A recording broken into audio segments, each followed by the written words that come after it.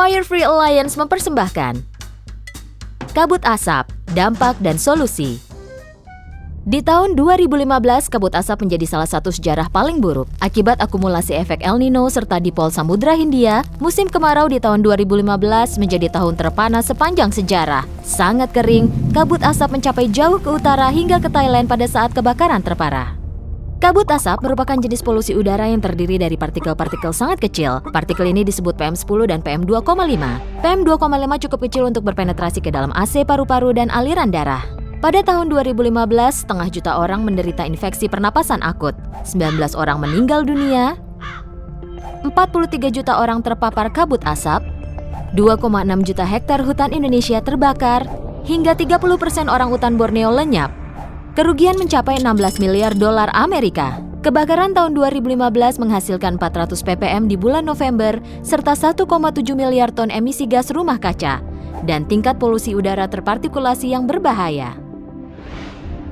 Sejak tahun 1980-an, catatan demi catatan terpecahkan dan 2015 menjadi yang terpanas sepanjang sejarah. 15 dari 16 tahun terpanas terjadi di abad ke-21 menciptakan feedback positif yang mendorong lebih banyak lagi kebakaran. Bagaimana cara menghentikan kebakaran? Atur level air tanah, petakan resiko kebakaran Anda, libatkan diri dengan masyarakat lokal.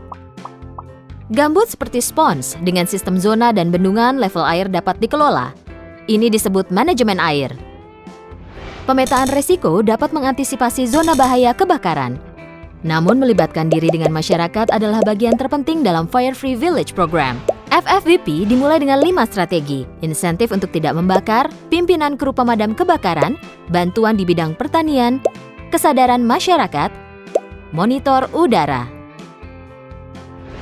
Program ini diaplikasikan di tahun 2014 dan 2015 dan menunjukkan hasil yang menjanjikan. Estimasi daerah terbakar berkurang hingga 93%. Jangkauan program ini masih relatif kecil dibandingkan dengan luas Indonesia. Namun Fire Free Alliance atau FFA diluncurkan pada 29 Februari 2016 untuk mengukur pembelajaran dan kolaborasi.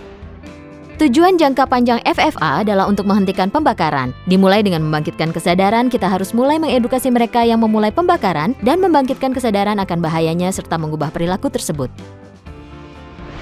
Berbagi pengetahuan, ada beberapa alternatif, di antaranya dengan berbagi pengalaman dan pengetahuan, kemakmuran akan meningkat dan kita dapat menghentikan pembakaran. Di sisi yang lebih teknis, FFA menggunakan manajemen air untuk mengurangi resiko kebakaran, pemetaan resiko untuk mengidentifikasi daerah beresiko kebakaran tinggi dan patroli serta memfokuskan upaya pencegahan kebakaran, pelatihan petugas pemadam kebakaran dari komunitas lokal untuk memastikan mereka memiliki sumber daya manusia yang dibutuhkan dalam mencegah dan menekan jumlah kebakaran. Petugas pemadam kebakaran berpatroli 2 kali sehari untuk memastikan respon yang cepat dan efisien. Peralatan jaringan monitor udara untuk digunakan dalam memberikan peringatan kepada masyarakat akan risiko kabut asap. Dan ketika polusi udara tinggi, masker didistribusikan serta penanganan medis diberikan. Disediakannya alat untuk pembukaan lahan demi mencegah masyarakat melakukan pembakaran.